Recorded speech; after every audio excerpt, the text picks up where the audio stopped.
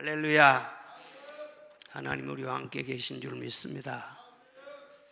아무리 봐도 하나님은 우리 일부 예배 나온 성도들을 제일로 사랑하신 것 같아요. 아멘. 그런데 하찮은 것, 사소한 것이라도 감동을 주는 것이 있어요. 오늘 저기 우리 김숙경 권사님이죠. 김숙경 권사님하고 그 친구분인 것 같은데 저 위에 저 높은 곳에 계시다가 이 밑으로 내려오셨어요. 그러니까 위에서 예배 드려도 아무 일 없어요. 거기서도 예배 잘 드릴 수 있어. 그런데 이상하게 감동이 되네. 감동이 돼. 참 나도 모르겠네. 할렐루야.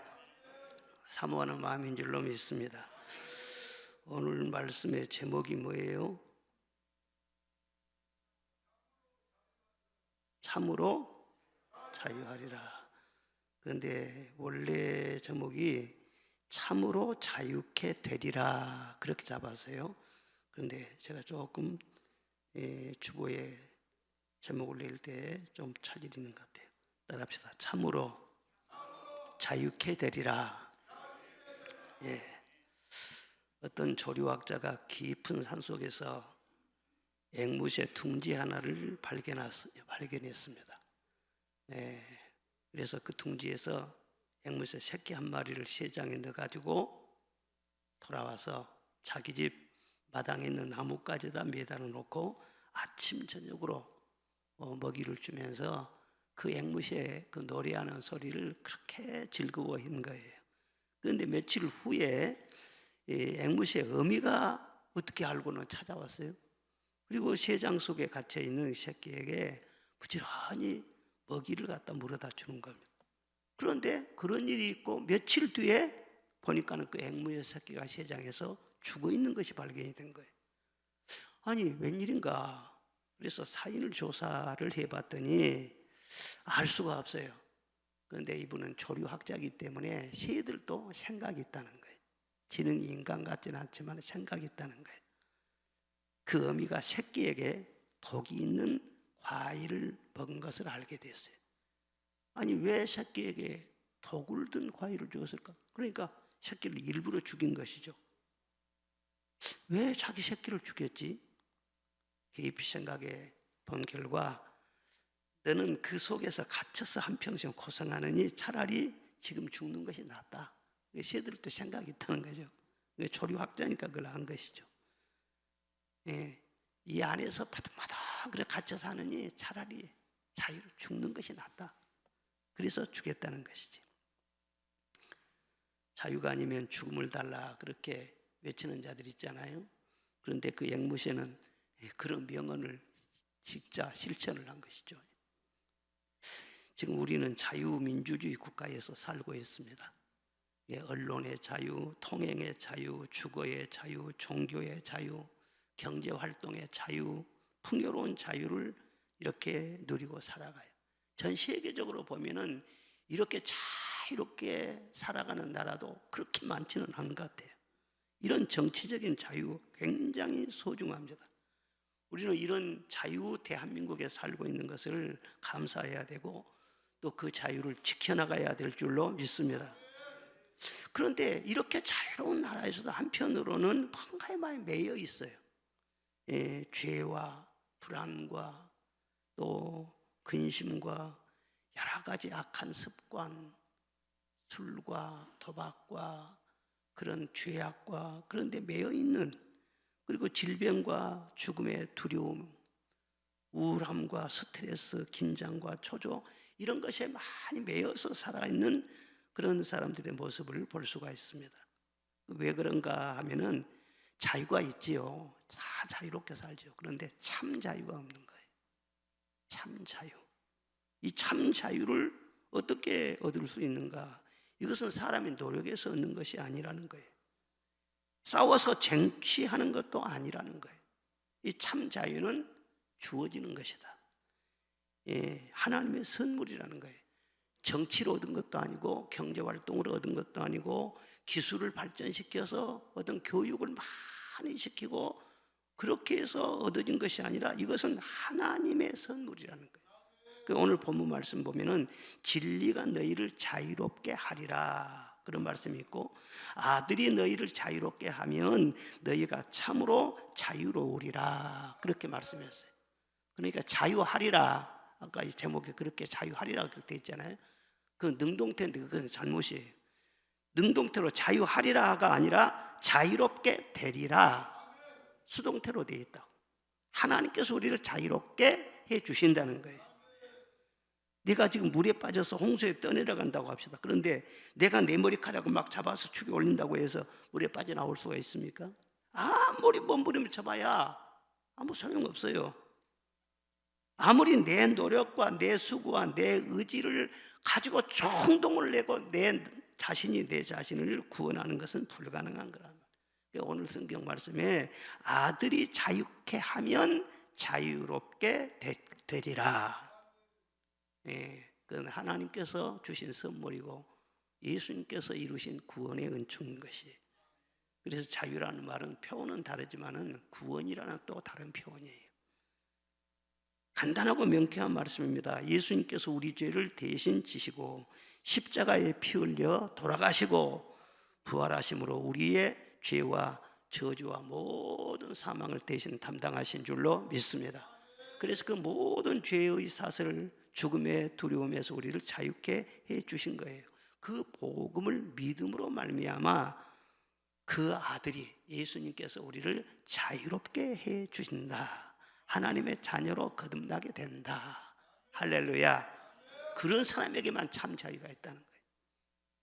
예수님이 유대인들에게 오늘 요한복음 8장에 보면 아주 직설적인 말을 합니다. 너희들은 너희의 마귀 자식이야. 너희는 너희 아비가 마귀야. 그러니까 네 애비를 닮아가지고 마귀는 살인하고 죽이고 도적질하고 거짓말장이고 그러는데 너희들은 꼭 그 짓을 하고 있는 거야.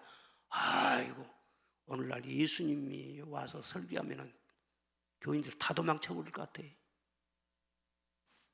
너는 마귀 자식이야. 얼마나 무섭겠어요. 예수님 말씀이 틀려요, 맞아요? 그래도 뭐 말이 시원치 않네. 예수님 말씀이 틀릴 수가 있어요? 생각해 보라는 거예요. 죄 가운데서 태어났지 않냐? 죄 가운데서 원죄가 있지 않냐? 그래서 죄의 종이요, 그리고 마귀의 아들이 아니냐는 거예요. 그러니까 속으로 나는 아브라함의 자손이다. 속으로 나는 세례받았다. 나는 모태신앙이다. 나는 뭐 직분이 뭐다. 속으로 그런 말 하지 말라는 거예요. 그런 말 하지 말고 물과 성령으로 다시 태어나라는 거예요. 그럴 때 하나님의 자녀로 새롭게 태어난다. 이것은 내 선택이 아니에요. 육정을 하나, 또 혈통으로나 사람의 뜻으로 말미암지 않고 하나님으로 말미암은 것이다. 하나님을 선택해서 믿음을 우리에게 주시고 마음의 문을 열어주셔가지고 주님을 영접하는 순간에 우리는 다시 태어날 수가 있다는 거예요. 그런 사람에게 참 자유가 주어진다는 거예요. 성경은 이 하나님의 자녀들에게 5가지 참 자유를 말씀하고 있습니다. 첫째는 무엇이냐면 진노로부터 자유예요. 무엇으로부터요? 진노로부터 자유. 요한복음 3장 36절에 보면 아들을 믿는 자는 영생을 얻었고 아들을 순종하지 않는 자는 영생을 보지 못하고 하나님의 진노가 그 위에 머물러 있느니라. 이거 끔찍하잖아요.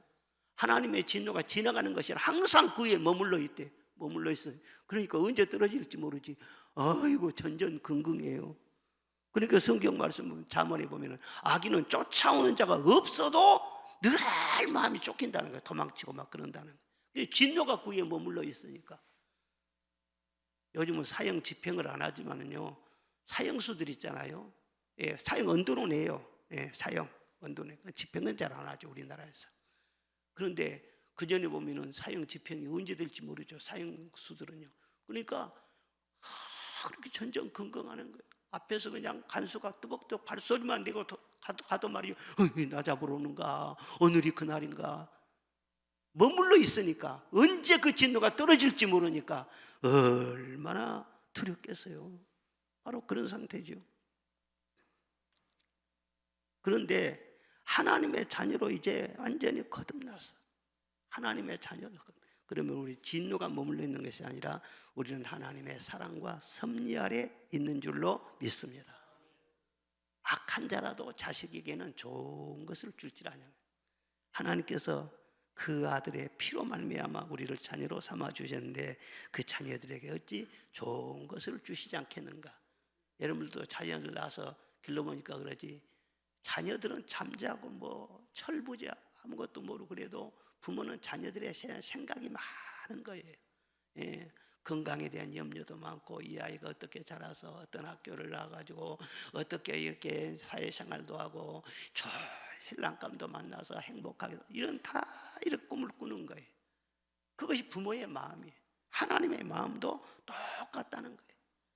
그래 하나님께서 하시는 말씀이, 너희는 이방인들처럼 걱정하고 근심하고 무슨 콜록콜록 감기만 걸어도 어이구 내가 벌 받아서 그런 거 아니냐, 이 조금만 접촉사고 맞아도 어이구 내가 죄가 있어서 그런 거 아니냐, 이렇게 진노 아래 있는 사람처럼 그렇게 불안과 두려움에 살지 말라는 거예요. 악한 자라도 자기 자식에게만큼은 좋은 것으로 주려고 하지 않느냐. 하물며 하늘에 계신 너희 아버지께서 구하는 자에게 좋은 것을 주시지 않겠느냐. 구하는 자에게 누가복음에 보면은 성령을 주시지 않겠느냐. 성령 받으면은요, 성령이 다 우리를 책임질 거 아니에요. 우리를 도와주고 보호해주고 인도해주고 가르쳐주고 다 하잖아요. 예, 그러니까 어떻게 그냥 막 뭐 잘못될까 전전긍긍하고 절대 그렇게 살지 말라. 예, 하나님의 사랑과 섭리 아래 있는 것을 인하여서 항상 담대하시기를 바랍니다. 두려워하지 말라, 내가 너와 함께 함이니라. 놀라지 말라, 나는 너의 하나님이 됨이니라. 내가 너를 굳세게 하리라. 참으로 너를 도와주리라. 참으로 나의 의로운 오른손으로 너를 붙들리라. 그러니까 지금 당장에 보면 일이 좀 꼬이고 마음에 안 맞고 그냥 왜 무슨 이런 일이 있나 이렇게 해도요, 그게 아니에요. 우리가 예수님 믿고 수십 년을 살아봤잖아요. 살아보면은요, 나중에 보면은요, 이래서 그런 일이 있었구나. 다 오늘을 만들기 위해서 하나님께서 그런 과정도 필요했구나. 그러니까 합력해서 모든 것이 선하게 이루어지는 거예요. 우리가 알거니와 하나님을 사랑하는 자, 곧 그 뜻대로 부르심을 입은 자들에게는 모든 것이 합력하여 선을 이루느니라. 그러니까 바로 앞에 있는 걸 보고 말해, 일희일비하는 그런 사람이 되면 안 된다. 예, 하나님의 큰 사랑과 섭리 안에 있으니까 어떤 어려움이 와도 다 하나님의 뜻이 있을 줄로 믿습니다. 주님의 뜻하신 일 헤아리기 어렵더라도 언제나 주 뜻 안에 내가 있음을 믿노라. 할렐루야. 사랑과 말씀들이 나를 더욱 새롭게 하니 때로는 넘어져도 최후 승리를 믿노라. 이 믿음 더욱 굳세라. 주가 지켜주신다. 어두운 밤에도 주의 밝은 빛 인도하여 주신다. 캄캄한 밤에도 주님은 밝은 빛으로 인도하세요. 이 세상이 어둡고 우리 미래를 알 수가 없어요. 어떻게 될지 말이에요. 세상에 전쟁의 소문도 있고 여러 가지 흉흉한 그런 소문들이 많이 들려요. 이 세상은 어두워요. 그러나 어두운 밤에도 주의 밝은 빛으로 인도해 주실 줄로 믿습니다. 이것이 하나님의 자녀들에게 주어지는 특권이라 그 말이에요. 다만 이뿐 아니라 우리가 환난 중에도 즐거워하나니 이는 환난은 인내를, 인내는 연단을, 연단은 소망을 이루는 줄 알미로다. 우리에게는요, 물론 잘못하면은요 매는 때려 징계는 할 수 있어. 그런데 진노는 없어요. 할렐루야. 예, 진노로부터 자유. 두 번째는요, 죄의 권세로부터 자유인 것입니다. 여러분, 죄의 삭수 사망이라고 했잖아요. 그러니까 죄 아래 있는 사람은 자유가 없어요. 예. 죄가 있어서 형사에게 쫓기는 사람들을 한번 생각해 보세요. 예. 가방에 몇 억이 있어도 그 자유인이 아니에요. 하늘나라에 어디를 가도 자유할 수, 마음 편하게 밥도 못 먹고 마음 편하게 팔 뻗고 잠도 못 잔단 말이에요. 예. 죄 문제를 해결하지 않고서야 절대로 진정한 자유를 누릴 수가 없습니다. 그러니까 참 자유라는 것은 돈 버는 문제가 아니에요. 출세하는 문제가 아니에요. 죄로부터 완전히 벗어나서 자유할 때, 예, 그때 그것이 참 자유인 것이죠. 죄에서 자유를 얻지 못하면 죄의 노예가 되어 있기 때문에 죄를 반복하는 죄를 짓게 됩니다. 그리고 죄에 끌려서 또 다른 죄를 지어요. 이런 죄를 짓다가 또 다른 죄를 짓게 된다. 또 죄의 영향을 받아서 성품도 파괴가 돼요. 그래서 사람이요, 죄 안에 그렇게 있으면요, 이상하게 거짓말을 자꾸 하게 되고, 변명하는 사람이 되고, 남을 원망하게 되고, 불평하게 되고, 맨 남을 탓하는 거예요. 그리고 지혜가 흐려져요. 그리고 결국은 무능하고 무지한 사람이 돼. 그리고 아무것도 없으면서도 속에 쓸데없는 외식과 교만과 허세만 남게 돼요. 그리고 나중에 계속 멀리다 보면은요, 정말 살고 싶지 않는, 죄의 삭은 사망이니까 죽음으로 가는 거예요. 이렇게 살아서 뭐하냐. 결국은 그렇게 된다고. 그러니까 잘못된 죄가 있어도 죄의 씻음을 온전히 받을 때 그의 영혼이 참 자유함을 얻어서 말이에요, 희망도 있게 되고 하나님의 지혜도 얻게 되고 힘차게 살아갈 수가 있는데, 그 영혼이 죄의 씻음을 온전히 받지 못하면은요, 참 그렇게 비참하게 돼버려 사람이. 구원이란 무엇입니까? 여러분들이 왜 교회 나와서 이렇게 예배드리고 그런 것입니까? 우리가 그전에 못 살고 막 힘들고 할 때는요, 오로지 교회 나와서 말이죠, 자식 걱정하면서 우리 자식 잘 되게 해주십시오, 그것이 기도의 제목이고, 아이고 가난하고 그러니까 우리에게 복을 주셔가지고 잘 먹고 잘 살게 해주십시오, 눌리고 살았으니까 높은 자리에 올라가게 해주십시오, 그것이 우리 기도 제목이었어요. 물론 초보적인 그런 신앙은요, 그런 것을 무시할 수는 없어요. 예수님도 갈릴리 다니면서 다 그런 문제를 해결해 주셨기 때문에. 그런데 그건 초보적인 거예요. 그런 것을 매체로 해서 주님을 만나는 것이죠. 그런데 하나님을 만난 다음에는요, 우리 생각이 뭐예요? 우리 예수님이 왜 세상에 오셨어요? 우리 죄를 담당하시고 우리를 거룩하게 만들어주기 위해서, 죄로부터 자유를 주기 위해서 예수님이 오셨잖아요. 거룩의 문제는 것은 하나님과 완전히 함께하는 문제예요. 이건 선택의 문제가 아니에요. 저는 그렇게 생각을 해요. 우리 교회가 몇만 명 되는 교회로 부흥되는 것을 원하느냐, 네가 거룩하기를 원하느냐, 지치할 필요도 없지. 몇만 명 되는 것이 나의 구원하고는 아무 상관없어. 내가 하나님 앞에 거룩하게 서기를 원해야지. 여러분, 빌딩을 10채를 줄까요? 100층짜리 빌딩, 장준 집사님, 그걸 원하겠어요? 거룩하게 산 걸 원하겠어요?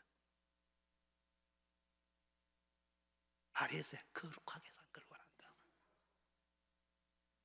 그런데 아직도 가치관이 거기에 새어나오지 못해. 빌딩 10채 가지고 거룩하지 못해. 그 죄 가운데서 죽어요. 하워드 휴지처럼 빌딩에서 자살했어. 자기 빌딩에서. 그런데 죄 사함으로부터, 죄로부터 완전한 자유함을 얻어요. 그러면 죄로부터 자유함을 얻었다는 것이 무엇인가? 전혀 죄가 없다는 것인가? 물론 그렇게 되면 좋죠. 그런데 우리가 원죄가 있기 때문에 자꾸 이렇게 치밀어 올라오잖아요. 나쁜 생각도 나쁜 감정도 자꾸 올라와서 나를 괴롭혀요. 그것이 우리의 참 솔직한 모습인 것이죠. 그런데 죄 사함을 받았다, 죄로부터 완전히 자유함을 얻었다는 증표는 무엇이냐? 죄를 즐길 수 없어요. 내가 설령 연약해서 죄에 넘어질지라도 죄를 미워하는 거예요. 그리고 또 하나의 확실한 증표는 무엇이냐? 죄와 싸우는 거예요. 내가 넘어지고 쓰러지면서도요, 하나님 나는 이걸 원치 않아요. 이 죄에서 벗어나기를 원해요. 하나님 나를 구원해 주세요. 죄와 싸우는 거예요. 죄를 미워하고 죄와 싸우는 그 사람이 결국은 하나님이 내버려 두지 않습니다. 죄에서부터 완전히 자유함을 얻도록 죄의 사슬을 끊어주시는 거예요. 여러분 잘 들으십시오. 제가 목회를 지금 50년 가까이 하고 있잖아요. 그러니까 경험이 좀 있단 말이야. 성도들을 쭉 이렇게 보면은요, 저 사람은 참 하나님 앞에 철저히 회개해야 되겠다. 그냥 모를 수도 있지만은요, 눈에 띌 수도 있는 거예요. 그런데 어떤 사람은 심상이 넘어가. 그냥 심상이 뭐 그럴 수도 있지. 사람이 그럴 수도 있지. 그 죄를 미워할 줄도 모르고 죄와 싸울 줄도 모르고 죄를 심상하게, 뭐 사람이 뭐 그럴 수 있지, 심상하게 여겨요. 그런 사람들은요, 반드시 나중에 보면은요, 그 영혼이 잘못됩니다. 대개 그런 사람들이 나중에 이단에 걸리게 돼요. 이단에 꼭 이단으로 빠져들어간다. 그리고 그것으로 합리화를 시킨다. 나이가 지금 한 70 넘어서 이렇게 살아보니까요, 이 세상에서도 다 가르더라고. 다 갈라지더라고. 알곡과 죽정이, 좋은 씨와 가라지 다 갈라지더라고. 누가 거룩함을 사모하고 하나님의 거룩함을 흠모하고 살아가는지, 누가 하나님을 이용해서 뭔가를 얻으려고만 하는지, 이 세상에 있으면 다 드러나요. 다 드러나. 그런데 천국 가면 어떻게 되겠어요? 확실하게 들어가죠. 알곡은 모아서 곳간에 드리고 죽정이는 불에 던지고 확실하게 드러나는 것이. 구원이란 것이 무엇이냐? 죄로부터 자유예요. 할렐루야. 생각을 잘해야 돼요. 속죄하신 구세주를 내가 찬송하리라. 내게 자유 주시려고 주가 고난당했네. 왜 고난당했어요? 죄로부터 자유하고로 고난당했네. 승리하신 구세주를 내가 찬송하리라. 죄와 죽음, 지옥 권세 주가 모두 이겼네. 그 신사랑 찬양하리. 나의 죄 사하려고 십자가에 죽임 당한 나의 주 찬양하리. 아멘. 진정한 자유는 죄로부터 자유. 세 번째는요, 사망에서의 자유인 것입니다. 여러분, 죽음은 모든 것을 삼켜버리는 거예요. 모든 것을 집어삼켜버려요, 죽음이라는 것은. 그러니까 죽음을 이기지 못한 사람은 진정한 참 자유인이 될 수가 없는 거예요. 그런데 죽음을 이긴 자가 세상에 누가 있습니까? 아무도 없어요. 영웅 호걸도 다 죽었어요. 바로 느부갓네살 헤롯 대왕, 한때 온 제국을 통치하고 전 세계를 쥐락펴락했지만 성경 봐보세요. 다 죽었어요. 장수한 사람은 있지. 얼마나 장수했을까요? 100세면은 장수한다고 했는데 성경 말씀 보면은 969살 무두셀라 거의 7년을 살아서 그렇게 장수하는 사람은 있어도 그러나 죽음을 이기지는 못했어. 무두셀라도 죽었어. 절세 미인도 죽었어.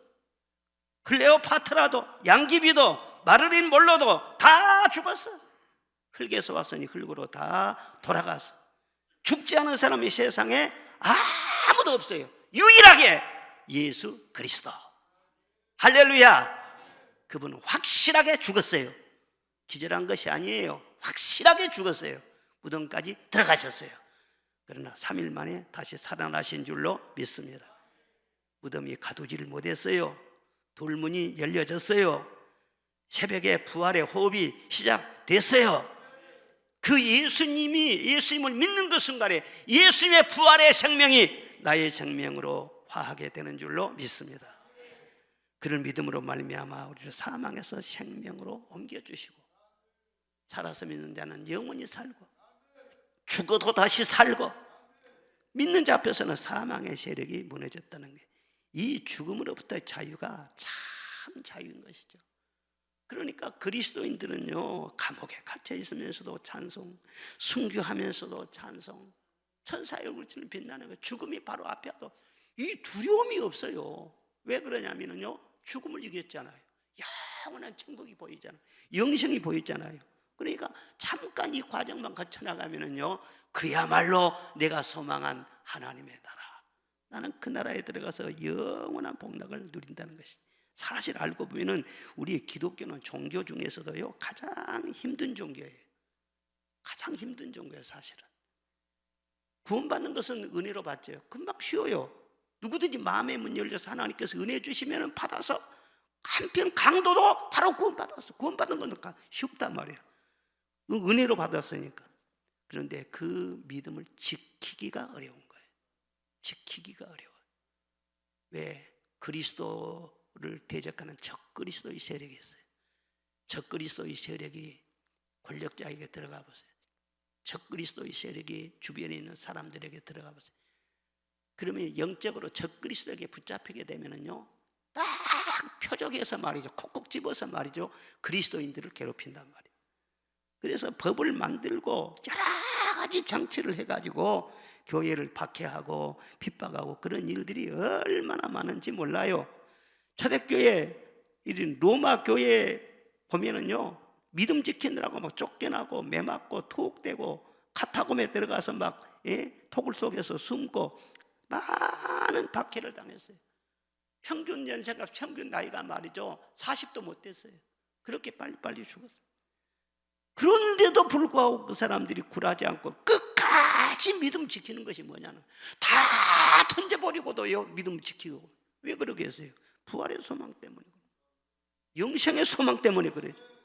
내가 언젠가 어떤 모습으로 세상을 떠난다 할지라도 예수님처럼 부활과 영생을 누리게 될 줄로 믿습니다. 그래서 세상의 북이 아니람도 다 포기할 수도 있고, 어두운 골짜기를 지나면서 험한 바다를 건너면서까지도 끝까지 믿음의 길을 포기하지 않고 주님을 바라보면서 끝까지 주님 따라갈 수가 있어요. 이 영생의 소망이 확실해야 돼요. 여러분들은요, 우리 주변에 가족들이 세상을 떠나고 그러면 우선 슬프지요. 그런데 믿음 생활 잘하고 끝까지 믿음 잘 지키고 세상 떠나가면 감사하시기를 바랍니다. 감사해요. 그리고 사실 죽음이라는 것은요, 자유입니다. 완전한 자유입니다. 그리스도인들의 죽음이란 건 완전한 승리예요. 그리고 그리스도인 죽음이라는 것은 완전한 영광의 문으로 입성하는 것을 말하는 거예요. 그러니까 마지막 끝까지 믿음 지키고 마지막 죽는 그 순간보다도 아름답고 위대한 순간은 없어요. 아멘 하든지 안 하든지 나는 그렇게 믿어요. 그 성경이 그렇게 말씀하고 있어요. 죽음 앞에서 벌벌 떨고 죽을까 봐서 그렇게 하면은요 오히려 빨리 죽어. 죽음을 확, 사망아 너희 쏘는 것이 어디 있느냐, 사망아 너희 공격하는 게 무엇이냐. 죽음을 이렇게 호령할 줄 알고요, 그런 사람이 말이에요 죽음이 도망친다고. 그 사명 다하는 그날까지 그 사람이 오히려 건강하고 쌩쌩하고 살아요. 아멘. 말도 못해 따라합시다. 사망아 너희 쏘는 것이 어디 있느냐, 율법아 너희 정죄가 어디 있느냐. 예수님이 다 이루셨다. 예수님이 부활하셨다. 나도 영원히 산다. 할렐루야. 죽음을 이겨야만이 진짜로 자유인이지. 진짜로 자유인이에요. 그리고 또 네 번째는 무엇이냐, 율법에서의 자유예요. 무엇에서부터요? 율법에서부터 자유예요. 그런데 오늘 요한복음 8장은 어떻게 시작이 되느냐 그러면은요, 가늠하다 현장에서 잡힌 여자를 바리새인들이 이렇게 끌고 왔어요. 끌고 와가지고 율법에 의하면은 이런 사람은 돌로 쳐서 죽이라고 했는데 선생은 뭐라고 말을 하겠습니까? 그렇게 예수님을 시험해 보는 거예요. 그 여인을 끌고 와서, 자, 예수님께서 말하기가 난감하잖아요. 그런데 예수님께서는 조금도 머뭇거리지 않으시고 숨을 고르셨어요. 땅에다가 이렇게 글자를 몇 자 쓰시네. 그 말하자면 분위기를 이제 전환시키기 그런 것이지. 그리고 뭐라고 말씀하셨냐, 누구든지 죄 없는 자가 먼저 돌로 차라 그랬어요. 그러니까 죄 없는 사람 누가 있어요? 양심의 가책을 느끼고는요 돌멩이를 들고 막 코를 씩씩 불고 그러는 사람들이 하나하나 다 돌을 내려놓고는요 다 가버렸어요. 그 한참 뒤에 예수님이 여인에게 말씀하셨습니다. 너희 주변에 너를 정죄하는 사람 누가 있느냐. 보니까 아무도 없어요. 나도 너를 정죄하잖아. 너를 정죄하는 사람 예수님께서 다 보내버렸어. 나도 너를 정죄하지 아니하노니 다시는 가서 죄를 짓지 말라. 그래서 살려서 보냈단 말이에요. 유대인들은 율법을 가지고 나왔어요. 그런데 예수님은 은혜와 진리로 그 여인을 살렸어요. 율법에 의하면요 죽여야 돼요. 죽여야 돼. 고린도서 3장 6절에 율법의 조문은 죽이는 것이요 영은 살리는 것이니라 말했어요. 율법은 죽이는 거예요. 율법은 법이잖아요. 법이 없으면 넘어가는데 법이 살아있으면, 법에 걸렸다 그러면 죽이는 거예요. 그것은. 그런데 우리가 율법은 하나님이 주셨잖아요. 시내산에서 모세가 40일 동안 기도할 때 하나님께서 올라오라고 해갖고 그때 모세에게 주셨어요. 그래서 모든 이스라엘 백성들이 그 율법을 다 배우도록 하셨어요. 그런데 왜 하나님이 율법을 주셨는가? 율법을 주신 목적이 무엇인가? 그걸 잘 알아야 됩니다. 거울로 자기 모습을 보듯이 율법을 통해서 자기를 보라는 거예요. 그러면 자기의 죄와 허물이 보이지 않겠어요?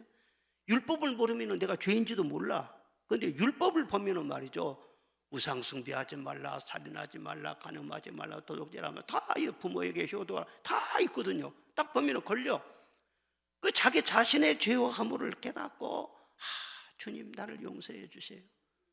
그리고 나는 이런 죄인인데 나를 이 죄에서 구원해 줄 자가 누가 있을까? 그래서 율법을 제대로 알고 죄를 깨달은 그런 사람, 회개하는 사람이 구주를 필요로 하는 거예요. 구주를 찾게 되는 거예요. 그래서 진정으로 회개하는 사람이 예수님을 구주로 영접해. 죄인이니까 영접하지. 그런데 율법을 모르는 그런 사람들은요, 회개가 없어요. 그러니까 예수님은 나나 똑같은 사람을 기적을 행하는 분으로 그렇게 생각을 하지, 예? 그리고 예수님을 구주로 생각을 안 한단 말이에요.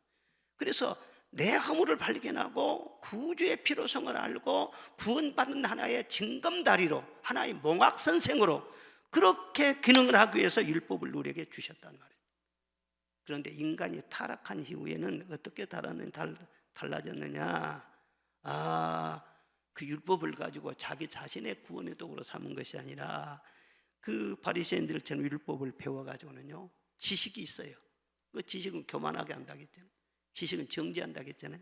그리고 율법의 그 잣대를 가지고 자기한테 적용한 것이 아니라 남을 비판하고 남을 막 판단하고 남을 정죄하고, 그리고 바리새인들은 심지어는 예수님을 앞에 세워놓고 예수님을 비판하고 정죄하고, 그리고 예수님을 그 율법으로 인해서 십자가에 못 박아 죽이기까지 했잖아요. 율법을 잘못 사용하면 그렇게 되어버려요. 좋은 칼을 말이죠, 의사가 사용하면요 수술해 사람을 살리는 거예요. 그런데 그 칼을 잘못 사용하면 흉기가 돼요. 사람을 죽이는 거예요. 율법이 꼭 그와 같은 것입니다. 그러니까 율법을 안다 하는 사람은 예수님을 믿는 사람들이죠. 우리가 잘 들어야 돼요. 그런데 율법을 안다고 해서 그 율법을 가지고 자기에게 적용하지 않고 그 율법을 갖고 남을 판단하고 남을 정죄하고 남을 비판한다, 그러면서도 아무렇지 않게 여긴다, 그것은 대단히 교만한 것입니다. 여러분, 판단, 비판은요 하나님만 하실 수 있다. 성경에 분명히 그렇게 되어 있어요. 그래서 주께서 오시기까지 너는 아무도 판단하지 말라, 성경이 분명히 말씀하고 있어요. 그런데 요즘 그리스도인들을 보면은요, 그냥 남을 판단하는 것을 너무 자연스럽게 해요. 그 사람은 어떤 사람은 자기가 하나님 자리에 앉아 있는 사람이지, 그러니까 판단할 거 아니에요. 심지어는요 목회자를 또 그러고요, 오래 믿는 사람 있고요, 언론을 보면은요 판단하고 정죄하고 이렇게 해야 돼. 하나님이 누구예요? 그 사람이 하나님 자리에 앉는 사람이지.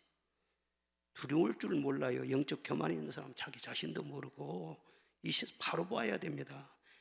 진짜로 율법을 가지고 자기 자신의 구원의 문제를 참 적용을 하고 그 율법을 기반으로 해서 구주를 찾고 하나님을 의지하고 그런 사람은요 자기 영혼에 심각한 것을 알아요.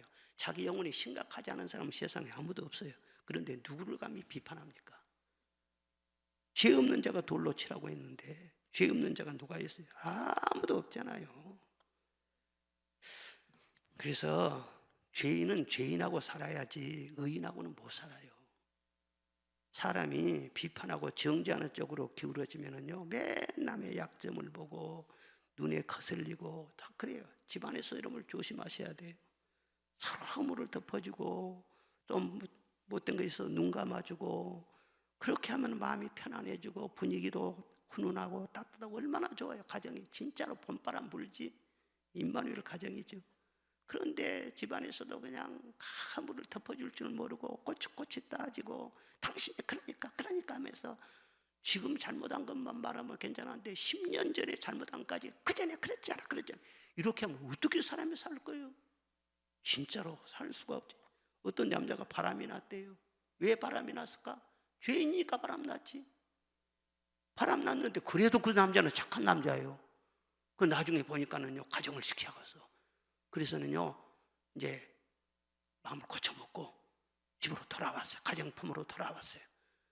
그러면은요 눈 감아주고 가정 지키려고 하면은요 따뜻하게 맞이해주고 그렇게 하면서 흔적 없이 잘 살면 될 거 아니겠어요? 그런데 여자분이 말이죠, 그냥 막 속이 막 뒤틀려서 그래가지고 그 남자, 배신자, 나를 버리고 그 못된 여자이다 니은을 찾아가. 그리고 좀 가까이 하고, 여보 그러면은요, 손대지 마, 나 손잡지 마, 더러운서 계속해서 정지하고 탁탁탁 더럽다고 그러고 결국은 못 살고 이혼했어요. 내가 그 과정을 알고 있어요.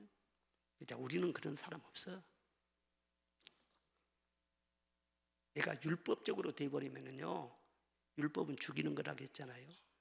다른 사람만 정죄 죽이는 것이 아니라 그 율법은 내 영혼을 죽이는 거예요. 그렇게 무서운 것이 율법이에요. 내가 용서받고 살았으니 서로 용서하고 살아야 할 거 아니에요. 나다나엘 호손이라고 하는 유명한 작가가 있는데 그분이 쓴 좋은 글씨라는 소설이 있어요. 여러분도 아마 읽어봤는지는 모르겠지만은 말을 많이 들어봤을 거예요. 좋은 글씨. 무슨 내용이냐 그러면 헤스터 푸린이라고 하는 한 여자가 있는데 그분이 어떤 날 좀 특별한 분과 가까이 지냈어요. 그리고 계속 교제하고 관계가 깊어져 가다가 간음을 했어요. 간음을. 그리고 임신까지 했어요. 그러니까 당신은 아주 엄격한 사유이기 때문에 그 일로 인해서 결국은요 발각이 돼가지고 재판을 받게 되었어요. 그런데 재판정에서는요 그 사유가 그랬답니다. 그 아버지의 이름을 대야 돼. 그런데 이름을 대지를 못하면은요 아주 그 사람은 허접한 여자로, 장녀로 그렇게 취급을 해. 그래가지고는요 그 사람한테는 큰 벌이 가해진다는 거예요. 그런데 말만 하면 되는데 내가 누구와 관계에 있고 이 아이는 누구 아이라고 그렇게 말을 하지 않고요 끝까지 침묵하는 거예요. 자기 혼자 다 그걸 뒤집어 쓴 거예요. 그래서 재판장이 이 사람은 간음하는 여자다, 간음죄다 판결을 딱 하고는 그부터는 벌을 주었는데 무슨 벌을 주었느냐, 이 가슴에다 뒤에 등에다가요 A자, 붉은 A자를 크게 써가지고요 그걸 항상 써붙이고 다니도록 그렇게 했어요. 이 A자는 뭐죠? 아돌트리라고 하는 간음이라고 하는 영어의 첫자가 바로 그 자죠. 그래 그런 상징으로 A자를 딱 붙이고 다니게 했어요. 그리고 어딜 가든지 A자를 붙이고 다니기 때문에 사람들이 다 보죠. 저 아돌트리, 저 사람 간음한 사람이구나. 참 얼마나 괴로웠겠어요. 그런데도 그 사람은 그렇게 생각을 한 거예요. 내가 죄인이어서 죄인이란 말을 듣는데 그게 뭐가 잘못된 것이냐 그렇게 생각을 하고 오히려 이런 벌을 받는 것도 참 당연하다. 그리고 마음의 자유를 얻었다는 거예요. 그런데 자기에게 그런 판결을 한 사람이 누구냐 하면은요 사실은요 그 아이의 아빠야, 그 아이의 아버지야. 그 판사하고 가까워져 가지고는 그렇게 일이 난 거예요.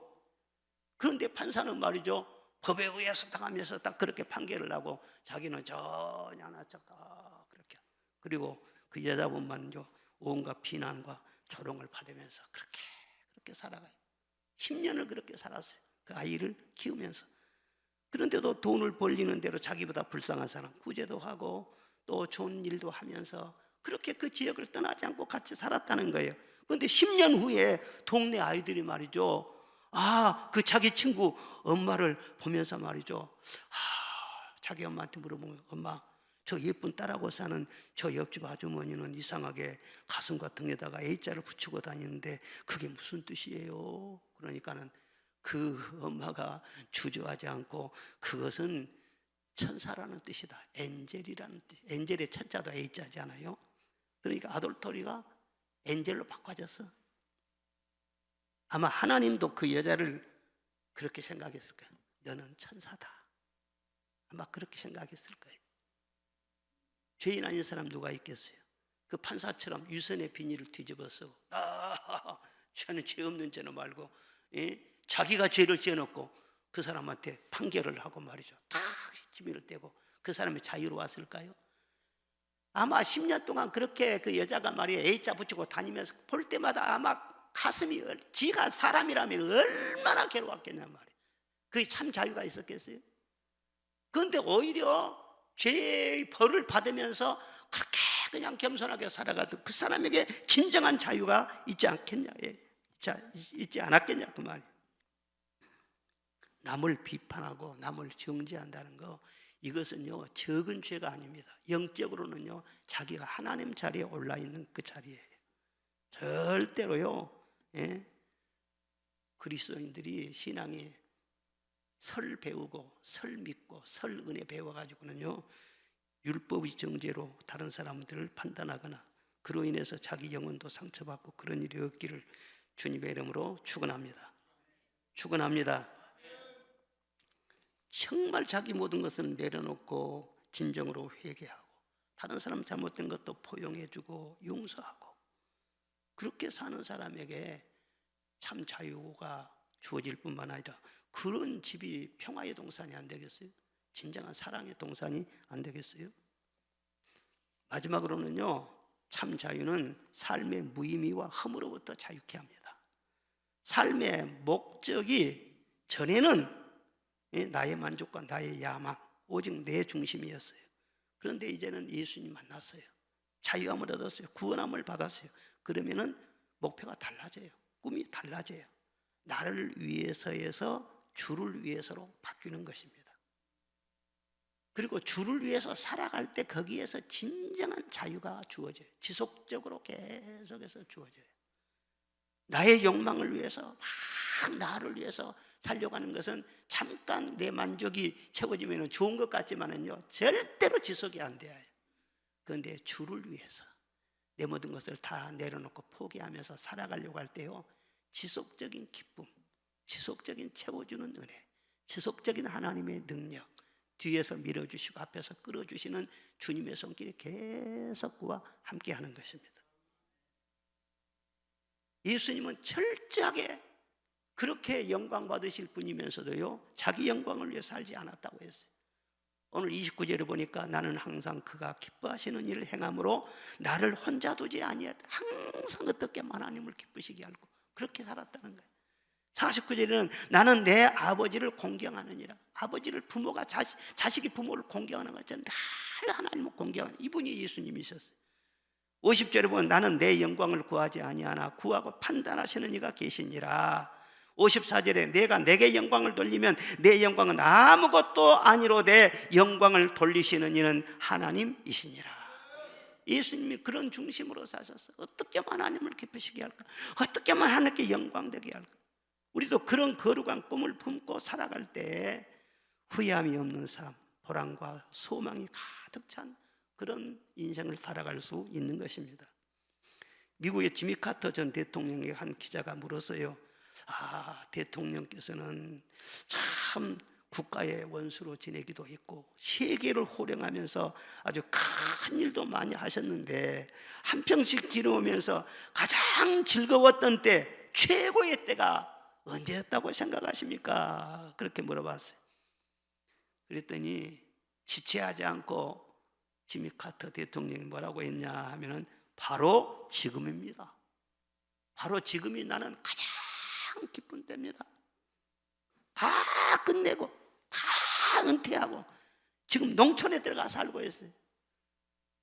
그 전에 제가 지미 카터 대통령 하도 흠모하고 그래서는 그 섬겼던 교회도 가봐고 그분 집도 가봤어요. 그 농촌에서 작은 시골에가 그렇게 대통령 집이니까 경호원이라고 철조망에 딱 돼가지고 군인들이 지키고 있더라고. 그 농촌에 들어가서 그렇게 살고 있지만 지금이 가장 행복한, 아무 미련도 없다는 거예요. 후회도 없다는 거예요. 모든 것이 다 하나님의 은혜라 감사할 뿐이라는 거예요. 이렇게 지금 나는 행복합니다. 이렇게 말할 수 있는 사람들이 얼마나 될까요? 우리가 알기로 지미 카터 대통령은 정치가고 대단한 그런 대통령까지 했으니까 대단하죠. 그런데 그런 쪽으로보다는 주일학교 교사로 평생 헌신했잖아요. 그리고 어렸을 때부터 그랬던 나는 선교사로 가겠습니다. 그리고는요 꼭 이렇게 5센트짜리 이렇게 헌금을 내면서 나는 선교하겠습니다. 선교하겠습니다. 그러니까 국가 정상들 만나가지고 이렇게 정상회담 그러면서 또 전도를 했다는 거예요. 그리고 지금 중국이 저렇게 개방되어 있는 것도 그때 등소평 만나갖고 정상회담을 하면서 그때 몇 가지 제시를 했다는 거예요. 선교사를 받아달라, 예배의 자유를 허락해달라. 그래서 등소평이 오케이 했다는 거예요. 그래서 중국이 저렇게 저만큼이라도 신앙의 자유가 주어졌다. 우리가 다 알고 있는 사실이잖아요.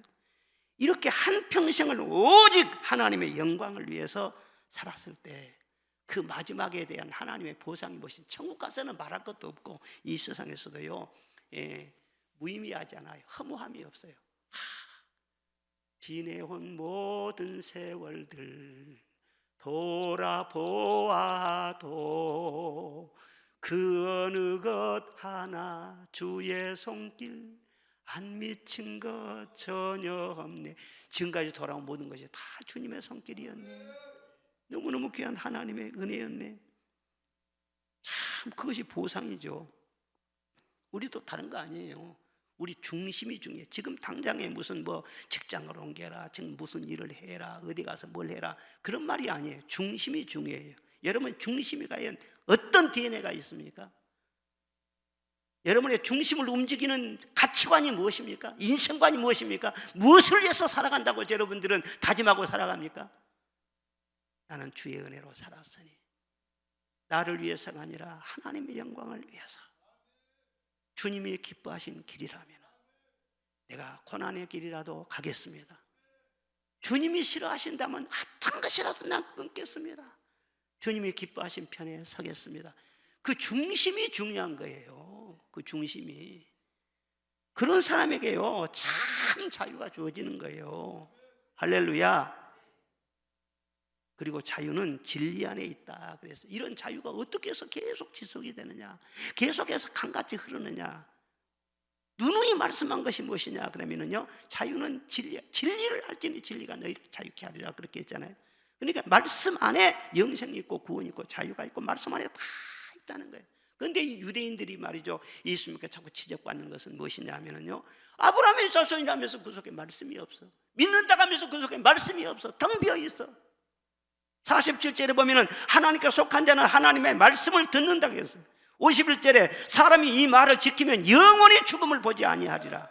43절에 어찌하여 내 말을 깨닫지 못하느냐, 이는 내 말을 들을 줄을 알지 못하기 때문이라. 너희 속에 하나님의 말씀이 들어갈 곳이 있어야 되는데, 교만이 들어있고 나는 안다는 것이 딱 들어있고 나는 아브라함의 자손이라는 그런 것이 딱 들어있고 복잡한 생각, 어두운 감정, 그런 것들이 너무 꽉 차 있어가지고 내 말이 너희 속에 들어갈 곳이 없다는 거예요. 그러니까 너는 거기에서 헤어나오지 못하고 있다는 거예요. 우리들도 마찬가지. 믿는다는 이름만 절대 갖고 있지 말고, 직분만 앞세우고 몇 년 믿었다는 그런 것만 자랑하지 말고, 지금 이 순간에 여러분 심령 속에 말씀이 들어갈 곳이 있도록 하시기를 바랍니다. 어두운 감정, 복잡한 생각 다 십자가 아래 내려놓으세요. 그리고 항상 가난한 마음, 빈 마음, 그리고 가벼운 마음으로 주님을 바라보시기를 바랍니다.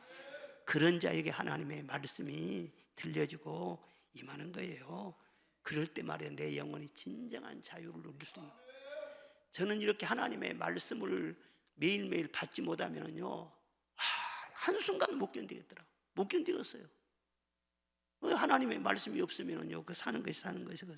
그리고 또 주의 영이 계신 곳에는 자유함이 있느니라. 주의 영이 계신 곳에는 자유함이 있느니라. 어디든지가 아니에요. 주의 영이 계신 곳. 그러니까 초대교회처럼 모이기를 힘쓰고 주의 영이 거하시는 곳, 성전을 사모하고 늘 깨어서 기도하고 찬송하기를 쉬지 않냐는 그 영혼에게 참 자유가 주어진다는 거예요. 할렐루야. 주의 영이 거하시는 곳에 자유가 있느냐. 하나님의 영이 나를 자유케 하시네. 하나님의 영이 나를 자유케 하시네. 하나님의 영이 나를 자유케 하네. 그 다음 뭐예요? 부목사님들 저녁에 한번 불러보라고요. 오래돼가지고 내가 그 찬송이 되어버렸어. 우리 교회를 여러분 사랑하시기를 바랍니다. 우리 교회는 은혜의 강물이 흐르고 있고 성령의 바람이 불고 있고 하나님의 영이 운행하는 곳이, 주의 영이 거하시는 곳에 참 자유가 있느니라. 이 성전을 사모하면서 다 모이기를 힘쓰고 여러분 영혼이 계속해서 자유함을 얻으시기를 바랍니다. 진노에서, 죄에서, 율법에서, 삶의 허무에서, 사망에서 참 자유를 누리는 진짜 하나님의 자녀로서 승리하시기를 주의 이름으로 축원합니다.